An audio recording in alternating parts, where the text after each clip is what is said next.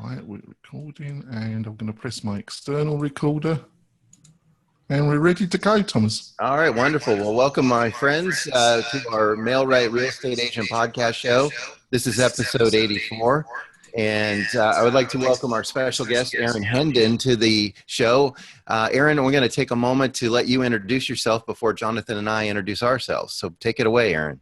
Great. Well, thanks so much, gentlemen. I so appreciate the opportunity to be here. I'm really actually honored to be part of such, a podcast out to help so many real estate agents. Let's see. I am a residential realtor, primarily residential real estate in Seattle, Washington, working most of the Puget Sound area. I live on a small island off the coast of Seattle. I like to tell people I live on a small island in the Pacific because it's so much more romantic that way. There you go. Yeah.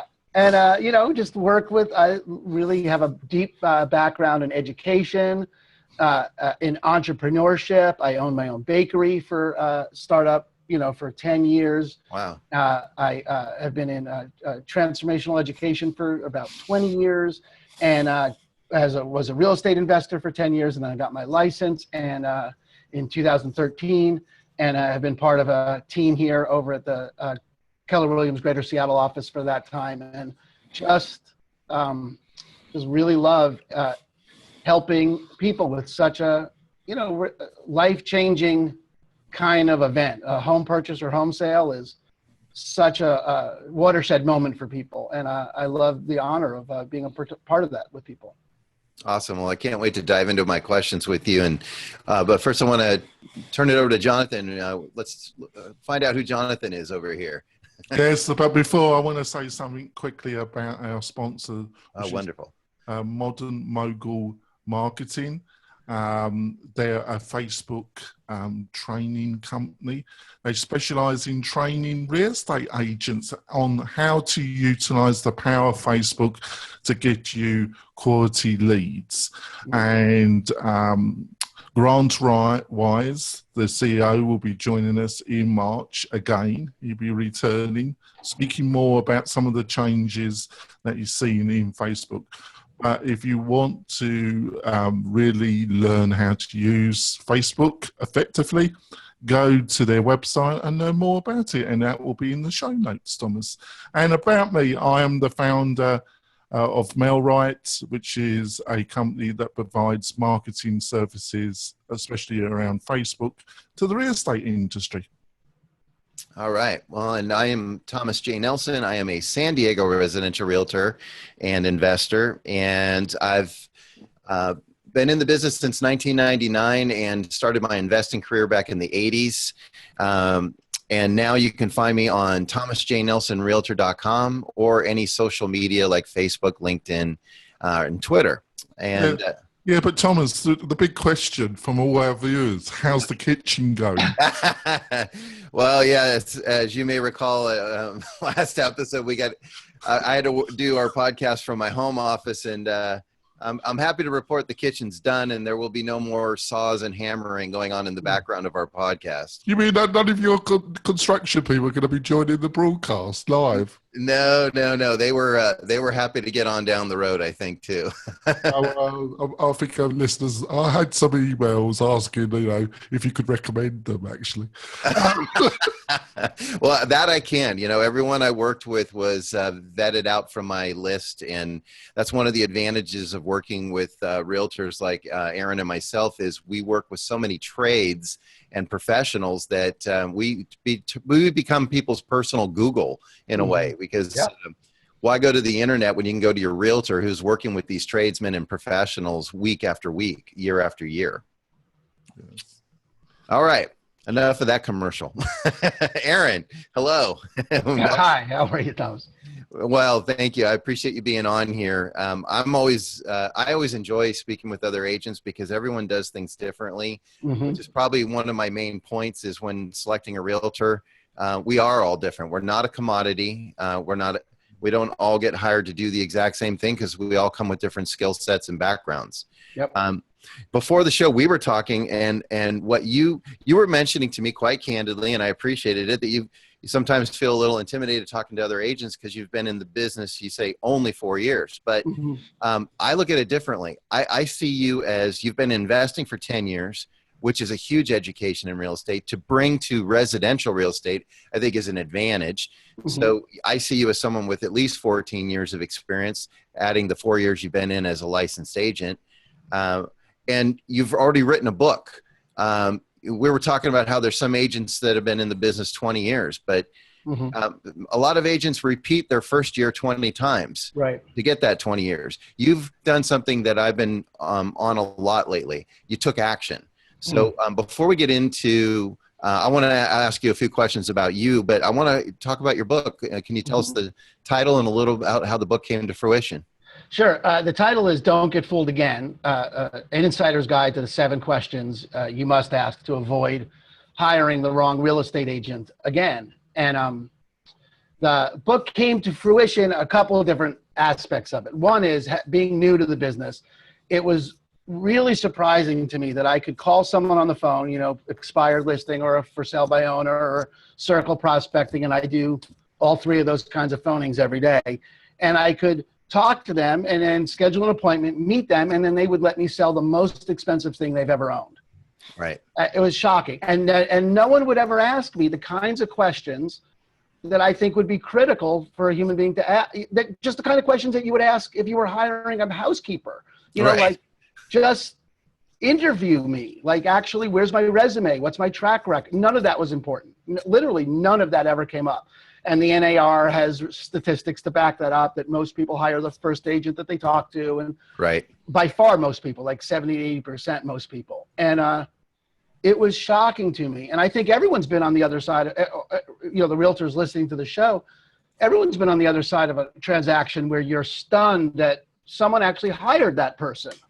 Right. You're like, how does this person's getting paid the same amount as I'm getting paid? And they clearly don't know, the hole in the ground from a body part. They just are unclear. And we end up babysitting them through the transaction. And they get paid the same amount. There's no way that person is no way is that person's client clear that this person doesn't know what they're doing, or they would have hired them. Yeah. So and that's not to say they're dishonest. It's not to say that they're bad people. It's just that they just aren't qualified for the job. And so the book came out of that. I wanted to provide a way to provide that kind of education for people. And also, frankly, for the agents listening to the show, position myself as an authority and created a lead magnet. So for online people, all those different kinds of marketing things definitely filtered into it. I mean, it's designed to empower the consumer, but it's also, it's a savvy move at this point to be able to establish yourself as an authority, because as agents, we're competing against, at this point, Feria, and we're competing against Redfin, and we're competing against, discount brokers and no brokers and all the different ways that, so if we can't distinguish ourselves in the mind of the consumer as an authority, where's our value to them? Right. I mean, we're probably the biggest thing we compete against is the perception of the public.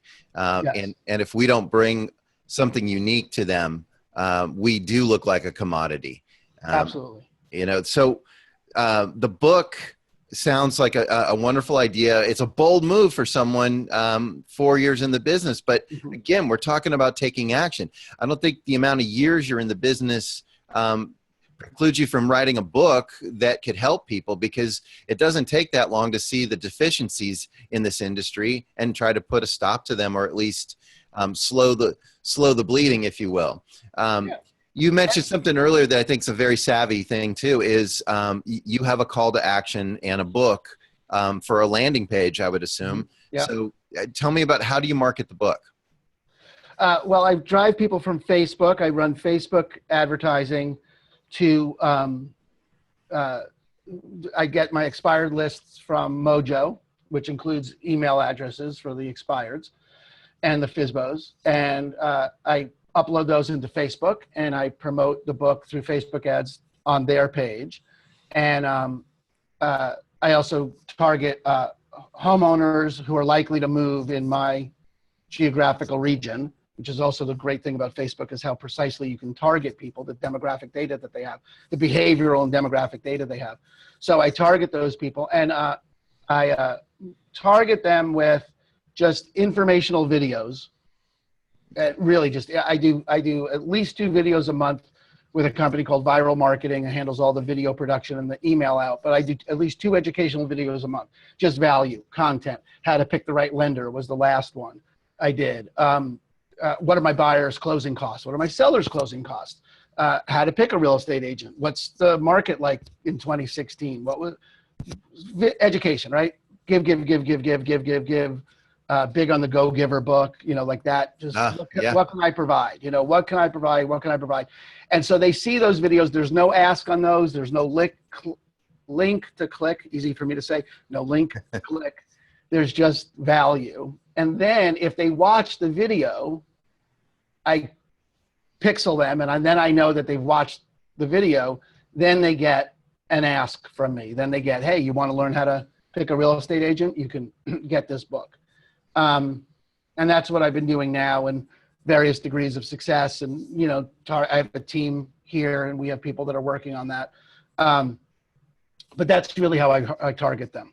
Okay. And part of the reason I asked that too is to demonstrate, because what you're doing for your book is essentially the same thing we should be doing for our businesses, for our listings, to capture leads without having to rely on a third party like a Zillow or some sort of lead provider where you pay for the leads.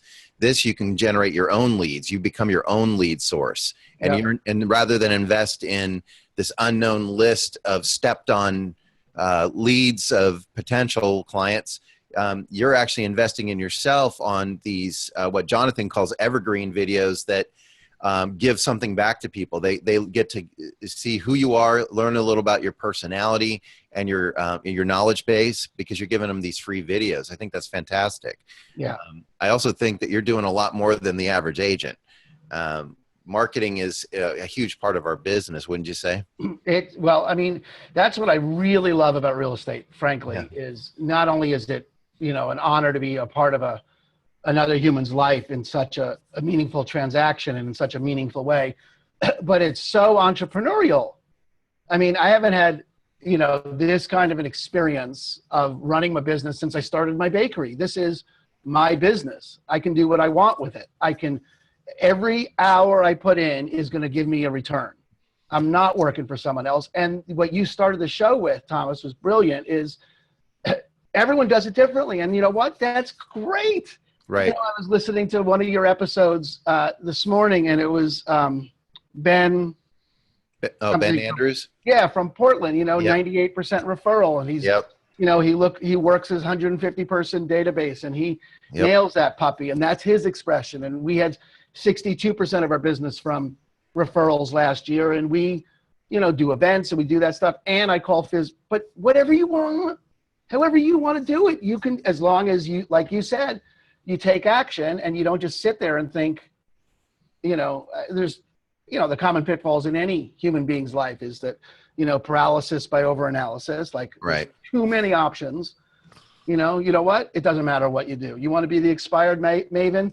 Great. You can do a great business with that. You just want to do referrals? Great. You can do a great business with that. You can anything, just do one, do it. So let me ask you this, because does your experience in education towards marketing and real estate and your approach to real estate come from any kind of a formal training that you took or ongoing coaching, or is this all just from your past entrepreneurial experience? Well, it's both. So one, having owned my own business, like with, a startup was one real learning experience. But it's funny because during that experience, I hired a business coach. We were successful, but we weren't profitable. Right. In other words, we had people through the door, but we couldn't hang on to the money.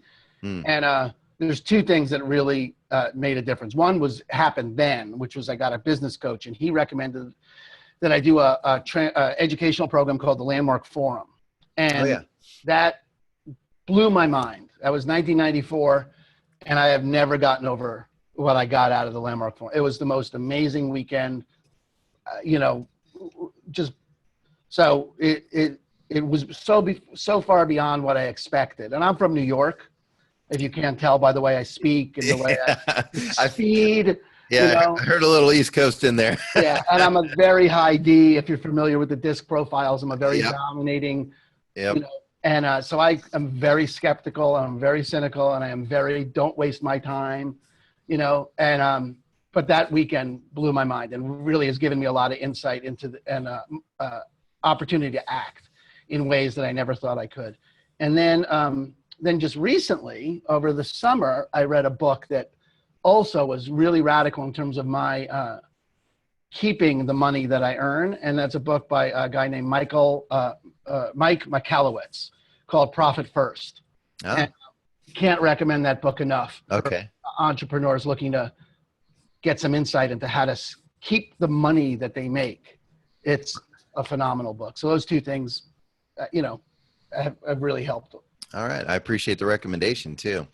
All right. Well, let's dive into you as a realtor a little. One of the things that I know you've talked about is people are focused on numbers when they interview a realtor, but are they focused on the right numbers? Yeah. Well, I don't think they are, because I think if you ask most of your listeners and most realtors, when someone says, how'd you do last year? Something like that. They say, well, I sold 65 units or 120 units, or we did 40 million in volume or whatever. And those are fine numbers if you're them, you Right. know. So if you're a consumer, that they sold 40 million in volume. Who cares? Why does that matter to me as the home seller? The number I think that people want to focus on, and I think it's telling that realtors don't cough up this number immediately, is how much over asking price did you sell your homes for, and how does that compare to the market average? Right.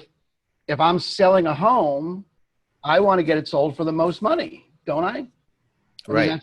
So why aren't you asking people, hey, how much over asking price do you get homes for? How much over the market average do you sell homes for? Most realtors don't know that number. And I don't know that they don't know that number because they're bad people or because they're dumb. I don't think either of those are the case. I think they don't know that number because no one ever asks them for it. Right. Well, and let's be honest. I mean, a lot of realtors don't know their own numbers, and I'm the first one. They don't even know the other numbers. That's right. It's so I don't even think it's something they're hiding as much as they just don't know. And I'm speaking from experience. Until I got my CRM set up, I use Buffini and Company's Referral Maker CRM, and right in there in my business portal, I can see what I'm selling listings at, what my rate is. Yep. And that became something that I started using as a marketing piece, especially in the last 4 or 5 years, where I can brag on 103% or 99%. I mean, they're good, respectable numbers from real transactions, which can be looked up on the MLS. But it never occurred to me to do that until the data was staring me in the face. So I think you make a great point. Is in many cases, hopefully, we're waking people up to this idea, because it never even occurred to me to do that until I had the nice, pretty graphic in front of me. Yeah. What brought that to light for you? Well, because I always known we never didn't know our numbers. The team that we're on is very performance based, and it's one of the big selling points is that we sell houses for more than other people. And what really brought it up to me was that no one was asking me. Right. I go on these interviews, I go on these listing appointments, and it wouldn't even come up unless I brought it up. And then when I brought it up, it was A, like I'm bragging, and B, it was confusing to them because they don't even think about it. The consumer doesn't even think that, because we're such a commodity. We are, in their mind, have done such a bad job of distinguishing each other from each other, that all realtors seem the same to them. Get one, get the other, it doesn't matter. Yeah. And so I'm I'm on a mission to break that up. That's the dragon I'm out to slay in life. Well, I'm gonna say, well, first of all, I mean, I think it's interesting that you hold your own feet to the fire and you actually bring this up, but let me play devil's advocate for a minute. Sure. I mean, if they're not asking and you can get hired anyhow, why would you bring it up? It's a really good question, and I really have grappled with it for a long time, Thomas. And given it's frankly a matter of personal integrity for me that I encourage the people at my listing appointments to interview other people, and I want them to because it's such an impactful decision, selling a home, right? It's buying a home. Yep. It's literally going to impact them every day for ever. Yeah, as long as they live in it. and sometimes longer than they live in it. Right. And I'm just unwilling for them not to be responsible for the choice they're making. I don't price their home. I let them price their home. I'm a consultant. I want to make sure that every step of the way they're empowered in the decision my consulting is recommending, but I will do what they say. So part of it is, listen, I am committed that when you choose me, and I'm committed that you choose me, but when you do, you've done so because you literally haven't found anyone who does a better job. And I want you to look. Right. So that when it comes down to choosing, you're actually choosing the person that you say is going to do the best job. And that way our relationship is going to be straight and clean forever. Well, and I think you're breaking a pattern because you actually cause people to actually listen to you and not just discount what you're saying, because you're saying things to them that are contrary to what they're expecting to hear from you. Mm-hmm. You're educating them in a way so that when they go out and interview the next agent and that agent actually can't produce those numbers, it's kind of clever because obviously that makes you look better for knowing your numbers. And, but at the same time, you're taking it upon yourself, as you said, I think earlier, on a crusade to educate the public and make them smarter when it comes to hiring an agent, because it is, if you think about it, it's one of the big three. We get married, we have kids, we buy a house. Those are the big three in people's lives. Yeah. So let me jump on something you said, because we all try. Well, I shouldn't say we all. A lot of agents try to be consultants, like as you were saying, and I agree with you. The market and the homeowner tend to set the price, but I also know that at some point I need to step in when they want to overprice. Yeah. How do you handle overpricing? Good. Well, it's a couple of different things. First of all, you got to be straight with people, right? And when I say I let them set the price, I do so in a way where I show them the comps. And I say, how much would you pay for your house? And then there's a few scripts that are useful, like if you had a blank check or check in your pocket for, let's just say it's a $500,000 price range, right? If you had a check for $500,000, would you buy this house or would you buy your house? Yeah. Which one, because this is the competition. These houses are available in the market, right? Or this is the house that just sold near you. What makes you think that, and have them really engage in a dialogue with you. What makes you think that this house is worth more than that? Oh, well, the doggy doors or whatever, whatever they have. Okay, I got that. But you know what? That's a $7,000, kitchen. They could put it in a $7,000 kitchen and they may not like what you did. Right. Or they don't have a dog. So let's really look at this realistically. The second thing is you can have, you want to tell the truth with people. Like, look, you could definitely find a realtor that's going to list it at that price because of this phenomenon. And I educate people about this thing called buying a listing. Right. Where the realtor is going to put a sign in your yard and they're going to get calls on your house. They're going to tell them how much it costs. They're going to know that that's too much money because they've seen these comps. They've seen this. This isn't like you can fool somebody. Right. So they won't buy your house, but that realtor who put the sign in the yard is going to take them as a client and go find them a house. Right. So there's a value to a realtor to telling you they can sell it at a price that they can't. And you don't know that. Right. Even if they list your house for 90 days or 6 months or whatever, and it never sells, they're going to make money on your listing because they're going to get buyers from it. So you can find someone who's going to list it at that price, or we can have a real conversation about it. Yeah, because an integrous agent knows that putting a sign in the yard is putting a billboard on a lawn. It's the best 100%. Advertising going. But 100%.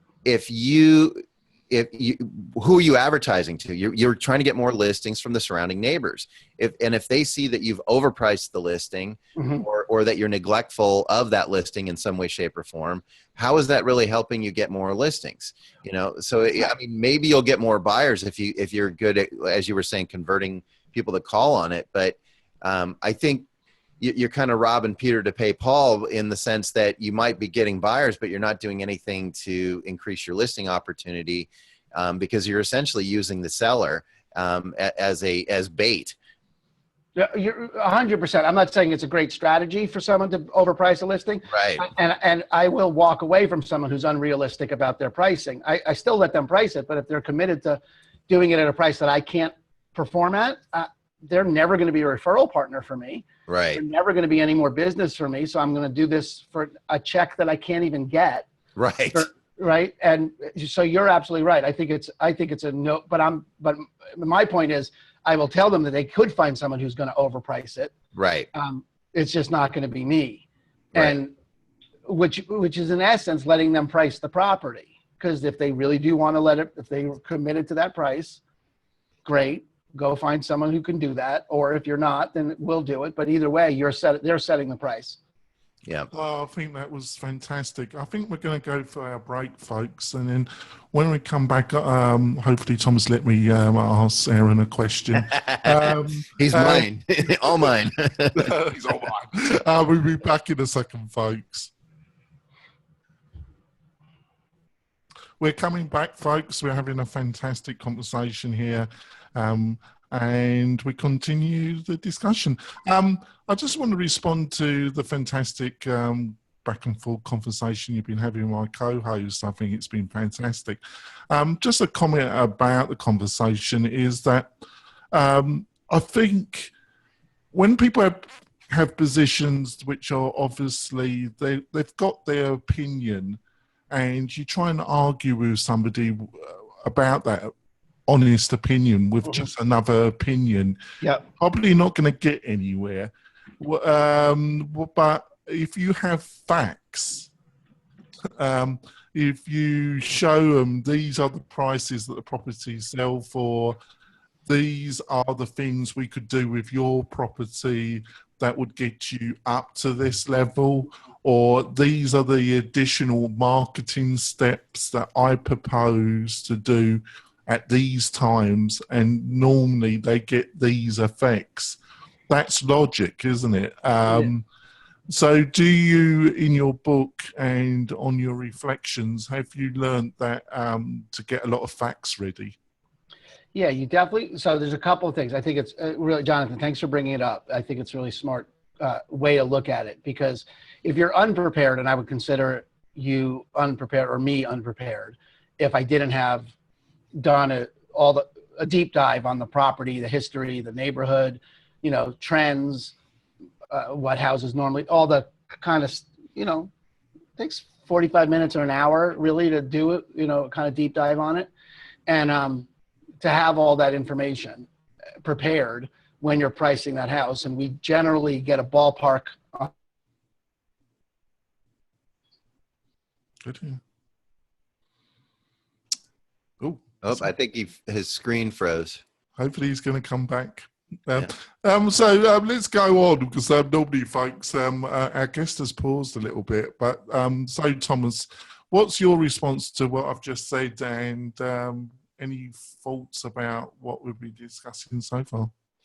Well, yeah, I'm in agreement that, it's the facts that we bring, and the deeper the research you've done on a property or in a neighborhood for a seller, the more facts you can bring to them. And it's just a reality. I mean, they can have their opinion of their home. Most sellers have what I call castle syndrome. They think they have the best home on the block because 15 years ago they remodeled their kitchen, or they have done something unique to the house. But in some cases, that's too unique. It's not something that most people are going to appreciate. So rather than walk into a home and risk insulting the homeowner, because I'm not there to do that. I'm not there to prove them wrong, quite frankly. I'm there to just share the facts with them to hopefully broaden their opinion and show them that really ultimately I'm there to help them get top dollar for their home, in its present condition with the marketing tools and the skills that I bring to the table. That combination with the facts hopefully speak for themselves, because it's not me setting the price, it's the market. The market says your home is worth X. If, you know, and what Aaron was saying is something I do too, is I bring homes that are similar to the home I'm trying to sell and show them, here's the condition they're in, here's their asking price, here's some of the criteria that they're, or amenities that they're offering. And I think people start to realize, if they trust you, that you're presenting these facts, to, again, not to prove them wrong, but to show them a better way to get their home sold. Yeah. So another part of the conversation, and hopefully our guests will be joining us, we've had some slight technical problems, folks, is I thought the other thing, and I think that really also got you really very interested in the conversation, is in a reasonably hot market, Thomas, in a market where properties, the amount of weeks that they're on the market in general is on a decline, which I would classify as a market that's getting hotter, doesn't really just setting the property for as the established price parameter isn't really good enough anymore, isn't it? You should be aiming to sell at a slightly higher level, shouldn't you? Well, you know, hot market or not, there's a different buyer out there today. And the buyer that's in our hot market today is not the same buyer that was in the hot market of 2003. Because in many cases, these buyers watched their parents make that mistake in 2003. So they're still looking for value. They're still trying to stick to a budget. And if it's overpriced, with enough properties that are not overpriced, they're going to let it alone. I've seen it happen. We had an extremely hot market the last 4 years, and I've seen overpriced listings sit 90 days in a market where the average listing sells in 2 weeks. So, I mean, our inventory in San Diego is between 2 and 4 months. And what they call a balanced or normal market is 6 months of inventory, meaning if not another home came on the market today, we wouldn't sell out of our current inventory for 6 months. But when it's below that number, it creates a seller's market. And of course, sellers get a little cocky with their pricing because they just saw what their neighbor sold for. And of course, their house is better than their neighbor's house, so they should ask for more. So it's our job to kind of bring them into reality. What I always tell people is I'm a transporter. I take people from fantasy land to reality and help them arrive at a decision that they ultimately make for themselves, but it's based on the facts. And welcome back, Aaron. Glad to have you back. Oh my gosh. I'm so sorry, guys. I don't know what happened there that has never happened before. And no worries. Actually, it's an interesting thing, because I think what the second point I was going to make, Jonathan, to you, and I don't know what you were saying while I was gone. Maybe it's the same thing. But it's also important to let people know that you don't know what's going to happen. Right. You know, you don't, the hack store could go up for sale. The house down the block could sell for less than you think, could sell for way more than you think. There's a million different moving parts to this. So it's really important to, the only thing you can be confident in is that nothing is for certain. And to have a seller or a buyer that is aligned with that, is ready for that. I think a lot of times I've made the mistake in the past of pretending I know more than I do, or asserting, leaving people clear it was going to go one way, and then something out of left field happens and there's an upset. Right. Rather than, you know what, I don't know what's going to happen. This is my best judgment. Here's my track record that shows my best judgment's usually right. And if you and I are going to get in this relationship, we both have to agree that something from left field could change everything. Right. And we'll dance with it when it happens. So But I think that's the second But you're point. ready for that. You know, Totally. that's part of the thing when you hire a professional realtor is we expect problems. Yes. We're not pessimistic. We're like the fire department in a way. That's part of what our job is to anticipate the problems and be okay with that. You know, hey, I've been down this road before. We're going to fix it, or that's not as bad as it seems. And here's why, keeping people grounded because they've hired a professional. This kind of brings up a topic I want to get your opinion on, Aaron, is on that topic. So let's talk about saving money by hiring a discount broker. Because I know you and I, neither one of us worked for a discount broker. And obviously we could. That's our choice. And totally. We choose not to. Why do people make a mistake thinking they're going to save money with the discount broker? Well, I think why do people make the mistake? I think because people don't do the math on what it means to actually get a discount on something. So if you just stopped and breathe for a minute, right? What kinds of things can you get a discount on? It's usually one of two things. It's either a product that's subpar that the market wouldn't pay full price for. You get a discount on that kind of thing. Like, you go to the bargain bin in your grocery store and then there's that loaf of bread that didn't sell, or there's this little tchotchke, or these, or you got Army, Navy surplus, like couldn't get it full price, right? Right. That's one reason why someone would sell something at discount. The other reason why someone would sell something at discount is that they're going to make it up on volume. Right. Costco.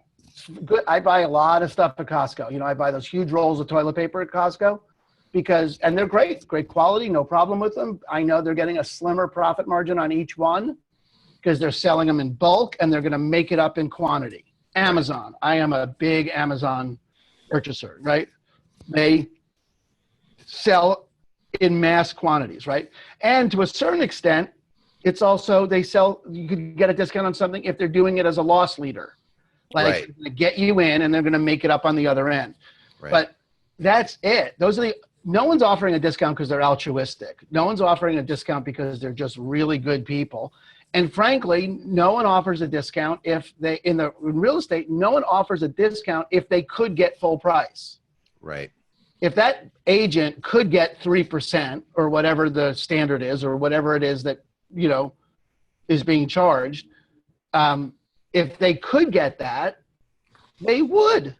I mean, look, I won't work for a discount because I don't have to. Right. I can get full price for my services. So why would I offer a discount? The person that's giving you the discount literally must think of themselves, or the market must look at them and say, that person's only worth that much money. And if you did the math on how much money you're saving there versus, again, and that really would come to my question, is how much more are you going to get me in the sale of my home than normal? Right. Let's just compare. And if I can't get you more than my commission, then you probably might be better off going with a discount broker, right? If I can't earn my keep, I'm not attached to it. Right. That's, I think, why people make that mistake, is because they don't do the math. Well, and it begs the question: if they're already discounting their fees, how can you trust them to defend your asking price? 100%. That's if you've negotiated them lower, like you found a full price broker and you somehow talk them down to taking less money. While you might think that's a win, that's the biggest loss there is. Yeah, because it's costing you something down the road. I mean, I think one of the biggest. Well, it's not only that, gentlemen. It's a great way to motivate somebody that you're hiring to sell your biggest asset of probably your life. It's a tremendous way of motivating them, isn't it? Yeah, exactly. Yeah. It's insane. And the other thing is that there's a certain skill set that's required to handle negotiating an offer. And so you might make the homeowner might say, well, we're in a market where you put a sign in and within 5 days I've got 12 offers. Well, that's great. And that doesn't require any skill on the behalf of the agent.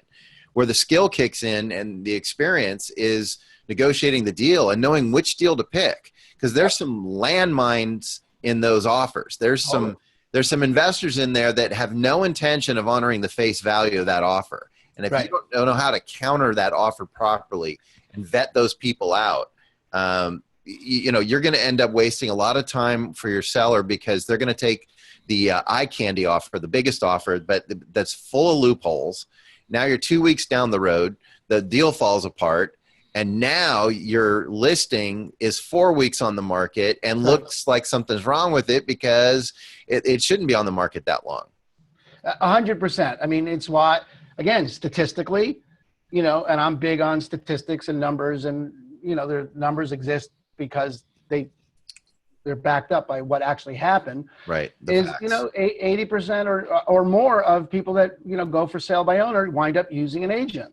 That's not like an accident. That's not like, I read somewhere that the guy who invented forsalebyowner.com, the website, used an agent in the sale of his home. Yeah, I heard that too. Because it's, you know, it's a fool's game, you know. It's, you know, just because you read WebMD online doesn't make you a doctor, and just because you surf Zillow doesn't make you a realtor. It's just, it's not the same. But we've done that to ourselves. Yes. Realtors have done that to themselves. That's not like some thing out there where there's very few realtors out there that are going, you know, educating people, standing for something, letting people know. Yeah, that's a fantastic point. What has been, because when you approached to come on the show, and I looked at the book that you've developed and that, and I thought, this is a really, this is a agent that's been very proactive, that's done something slightly unusual. What's been the general response in with your colleagues and other people in the industry that found that you did that? What's been their response to it? You know, it's funny, Jonathan. I don't know. I don't get a lot of feedback from the industry. Okay, you know, really? whatever that's worth. But I did. There was an email that was sent around. So we have an interoffice Facebook page. You know, like a Facebook page for our office, and someone on it posted about a year ago a letter that he had gotten from a potential seller. And the seller was saying to the effect, here, I'd love to interview you here. Would you answer these questions? And the questions were more or less the 7 questions that I recommend. Close enough for Jets, right? Yeah. And the comment on the Facebook page was the way it was presented, and the comments back from the other agents were, this person sounds like a real pain in the butt. Sounds like they're trying to get something for nothing. Like, it was disparaging to the seller for asking like insulted that you would ask. And I immediately responded, can I have his email address? Because I would love to respond to these questions. Right. This is exactly the kind of seller I want. That person's going to pay you, you know, it's $15,000, $30,000 of their money. They're half to you, half to the other agent. That's for $30,000. You know how many questions I get to ask when I spend $30,000 on something? That's right. I mean, God forbid we go do some work for our commission and maybe do some research. Yeah. So I don't know that everyone's really thrilled about it, but I don't. It's fine. I'm not out seeking. You know, it's not for them. Right. You know, that's not my market. That's not who I'm out to impress. Yeah, but I thought I was just intrigued what kind of feedback. I don't know. Well, you know, as I'm actually in the process now of writing a second book, which is a much deeper dive on it. This book is really a booklet. It's more of a lead magnet kind of thing. It's I wrote it in big type so I could get it up to 40 pages. The next one is actually a real book that I'm actually doing research on to study the psychology of human decision making and you know, how to allow consumers to be responsible for their own mechanisms. I read a killer article in the New Yorker this morning about the way we have confirmation bias. And obviously politically, confirmation bias is something that's bandied about right now in this country. And, you know, everyone's in their own insular bubble. But how we tend to, and you said this great thing, Jonathan, about how, but if you come with logic and facts, you should be able to present a case that dissuades people, and in fact, that's not the way human beings work. Actually, you're so right there. Yeah, we are not logic driven in any way, shape, or form. And the thrust of this article, it was interesting, was the science behind why we have this confirmation bias, or why we have this tribe-like mentality where we're organized to follow the crowd and to agree with the crowd. Was that was something that, you know, was naturally selected into us, because as hunter-gatherers, it would only make sense that we developed a way of approving and being a part of a tribe. We'd have to give up the kind of argumentative, I have to research every little thing. You know, you are this person in the tribe, you do that, I trust you to do that. And in fact, I have to trust you to do that for me to survive. So I'm not going to question what you say. And, you know, I think that's the case in home buying. You know, they see a lot of a particular agent's signs in the yards of their neighbors, and it's over. They're not interviewing people. They've seen it enough. They're not mentally organized to break from the tribe and go interview other agents. It's just too tough of a leap to make, you know? That's such a good point. I was shocked. This article was so like, whoa, I love it. Well, and, you know, and of course we as listing agents are counting on that effect, but let's just play devil's advocate. What's the hazard of falling into that mentality? Just, you know, why should I interview 10 agents when obviously this one guy is dominating our neighborhood? Right. I'll just go with him. Yeah. Well, I mean, it's a great question. You know, you'd have to, I mean, really why do it is because interviewing people is not a terribly intensified skill. You literally could just send out the 7 questions I suggest, or anything that was important to you, but you can just email people. It's a very low level of a hurdle to get over, is actually interviewing people. And the mindset will pay dividends down the road, even if you select this person, right? First of all, you can guarantee that no one else in the neighborhood interviewed him or her. That's just not how it worked. So you don't know that they do a better job than anyone else. Right. You just know that they have a lot of signs, but if you interviewed them, you could find out, maybe you could be the cutting edge of your neighborhood, you know, the person that actually provides some new level of value. I'm thinking like that may in fact be a way to market it. It's like, listen, are you going to do what you can do what everyone else does, or are you going to, you know, be the one that does the thing that's different and it gets better results? Right. It's not that big of a hurdle. And in fact, people interview people all the time. It's not like you're inventing the wheel here. Interviewing people isn't this radical notion of, you know, oh my God, I can't believe I have to do this thing. You're not doing something that no one's ever done before. You're just actually asking people, show me your resume. So I'm obviously people, you want them to come get your book, but can you share one of your 7 questions with us? Sure. Well, the first one is, you know, how much over list price do you get for your value? But then there's other things like, how do you get most of your business? It's sort of an oddball question that people wouldn't necessarily think to ask. And, you know, I noticed a sign in the back that keep calm, we work by referral. You know, that's a big deal. You know, how much of your business is referral? He's calm most of the time until he's my co-host, actually. And then yeah. But that's a big deal because, you know, someone who's a referral agent or referral mostly agent is likely to have, and you started this, you know, conversation about your kitchen, about you have a data bank of contractors and resources and things to help people after the sale and ways of actually making their life easier that some churn and burn Zillow only internet agent is never going to have. If someone gets most of their business from online leads, then that's someone who's less likely, at least percentage wise, to be available before, during, and after the sale. You know, that's a transactional relationship or transactional situation rather than a relationship situation. Right. So how do you get most of your business? That's also a great, I think, question that would lead to insights that you wouldn't get otherwise. I would agree with that. You know, I like to show people the reason working by referral is an advantage for them is because I have a network of people that when I send them an email, actually open it, or when I call them, actually pick up the phone. So what do you think that means when I start marketing internally your listing, your home? Totally. You know, I'll oftentimes bring a buyer to my own listing. What a concept. I don't wait for the MLS to bring me a buyer. That's great if they do, but I'm often going to my database, and I can't do that if I don't work by referral or at least work relationally. Like you said, there's, you know, that my real work starts after the commission check's been cashed. That's right.